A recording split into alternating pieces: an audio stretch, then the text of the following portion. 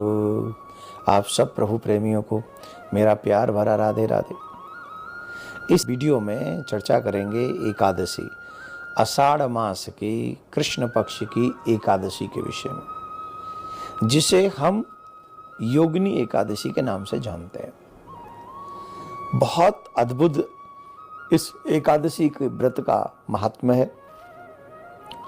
पद्म पुराण के अनुसार योगिनी एकादशी व्रत के दिन व्रत या उपवास करने से सभी तरह के पाप, जो कि मनुष्य योनि में जाने अनजाने में अनेक प्रकार के पाप होते हैं, एक दो पाप नहीं होते हैं।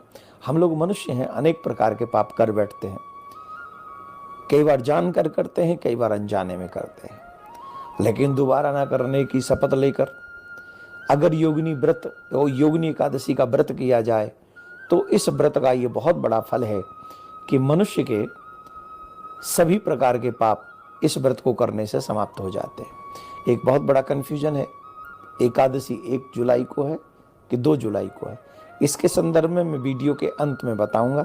आप लोग इस पूरी वृतांत को मन लगाकर श्रवण कर। इस व्रत के पुण्य का प्रताप कई यज्ञों के बराबर फल मिलता है।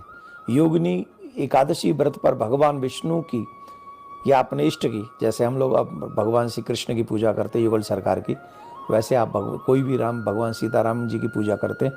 हम किसी भी अपने आराध्य की पूजा करें, पर इसमें नारायण भगवान की पूजा की जाती है, मीन्स अपने इष्ट श्री कृष्ण की पूजा की जाती है। और उस समय हमें ज़्यादा से ज़्यादा सत्य बोलना चाहिए। दशमी की रात्रि से ही हमें ब्रह्मचर्य का पालन करना चाहिए। संभव हो सके तो हम लोगों को दशमी की रात्रि को ही भोजन नहीं करना चाहिए, संयम रखना चाहिए। जो भी मनुष्य जरूरतमंद हो, दशमी की रात्रि से ही हमें ये स्वभाव अपनाना चाहिए कि जरूरतमंद का हम सहयोग करें, उसे जो भी व्यवस्था कर सकें, उसे सुख दे सकें, जल पिलाकर, फलहार कराकर आदि आदि, तो हमें वो अवश्य करना चाहिए।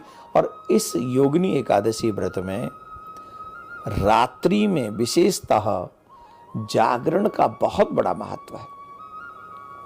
जिस व्यक्ति को प्रचुर संपत्ति चाहिए, सुख चाहिए, ऐश्वर्य चाहिए, यश चाहिए, ऐसे मनुष्य को योगिनी एकादशी की रात्रि में व्रत करना चाहिए। आषाढ़ माह के कृष्ण पक्ष की एकादशी को जो व्रत करता है उससे बहुत बड़े पुण्य की प्राप्ति होती है, बहुत सुंदर उसे लाभ मिलते हैं। भगवान श्री कृष्ण ने युधिष्ठिर जी से भी यही बताया था। भगवान श्री कृष्ण ने कहा था कि एकादशी के व्रत का बहुत बड़ा महात्म्य है। हमारी मान्यताओं के अनुसार जो व्यक्ति योगिनी एकादशी का व्रत करता है उसे पृथ्वी पे सभी प्रकार के सुख प्राप्त होते हैं। इस विशेष दिन पर जगत के पालनहार सर्वेश्वर श्री प्रियाकांत जी की पूजा करनी चाहिए, उनकी याद करनी चाहिए, उनका भजन स्मरण हमको करना चाहिए। अब बात यह है कि ये एकादशी का व्रत 1 जुलाई को करना है कि 2 जुलाई को करना है, तो आपको हम बता दें, हिंदू पंचांग के अनुसार आषाढ़ मास की कृष्ण पक्ष की एकादशी तिथि 1 जुलाई को सुबह 10:26 पर शुरू होगी, जिसकी समाप्ति 2 जुलाई को सुबह 8:42 पर होगी।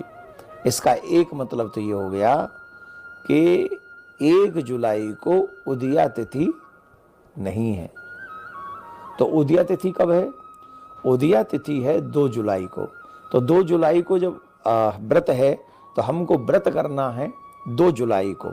और उसका जो पारायण है, पारायण का समय बड़े ध्यान से आप लोग सुने, सुबह 5:28 से लेकर 7:10 के बीच में हमें इसका पारायण करना चाहिए। याद रखें, जो एकादशी का व्रत हम लोग करते हैं मन क्रम वचन से, तो हमारे इष्ट हमारे ऊपर बड़ी कृपा करते हैं, बड़ी दया करते हैं। तो आप सभी 2 जुलाई को व्रत करेंगे, 3 जुलाई को पारायण करेंगे। विशेष इच्छाओं को पूर्ण करने के लिए आप जो चाहते हैं उस दिन जागरण करके भगवान का भजन करें, और संभव हो सके तो तुलसी से भगवान का 4 पहर में अर्चन करें। फिर देखिए ये व्रत हमें